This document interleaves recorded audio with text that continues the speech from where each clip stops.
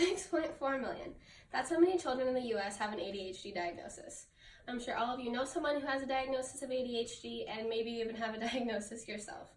There are many different treatment options, but the most prevalent today is medication. If you see here, 6.1% of children in the U.S. are treated for their ADHD with some type of medication. As a psych major, most of my classes focus on mental health disorders and cognitive deficits, and last semester I even took a class that focused solely on ADHD.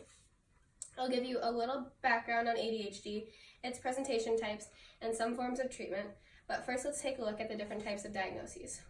ADHD stands for Attention Deficit Hyperactivity Disorder. ADHD is a cognitive disorder that is considered to be one of the most common neurodevelopmental disorders there is among children.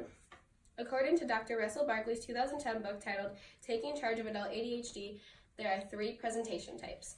Those presentation types are hyperactive impulsive, inattentive, and combined presentation. In order for an individual to be diagnosed with any of the above, they have to present with 6 symptoms from the category in that respective category. So for them to get diagnosed with a hyperactive and impulsive presentation type, they have to present 6 of the hyperactive impulsive symptoms. Those focus more on the behavioral aspects, like not being able to sit still, running around, blurting, shouting, and not being able to wait their turn. If they get diagnosed with the inattentive type, they have to present 6 symptoms in that category, and those symptoms focus more on attention, such as not being able to focus, not being able to follow instructions when they're given to them, and losing things at a rate that most people wouldn't. A combined presentation would require the individual to have 6 from either of the 2 or both of the 2 categories, and that's if they're a child. If they're an adult, they only need to present with 5 symptoms from either category to get that respective diagnosis, or a combined presentation type would require 5 from both categories. Now that you know a little bit about the different ADHD diagnoses, let's take a look at treatment. Since ADHD symptoms stem from a decrease in executive functioning, individuals who have the disorder experience impairment in their day-to-day lives in aspects that most of us usually wouldn't. The large levels of impairment that are produced from ADHD have resulted in numerous research studies.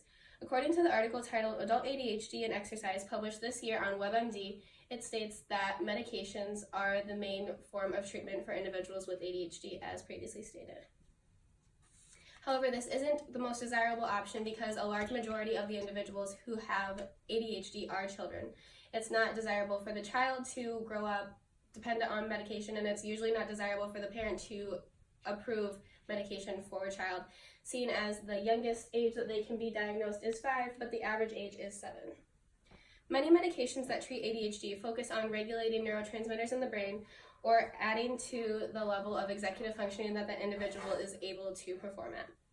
By identifying what exactly it is that is affected in the individuals who have an ADHD diagnosis, scientists can try to develop treatments that will affect the brain in a similar way. In a systematic review published in 2015 by Jackie Cirillo, titled The Effects of Physical Exercise in Children with ADHD, it was found that a variety of exercise programs such as yoga or running produced improvements in motor skills, attention, and social behavior in those children with ADHD.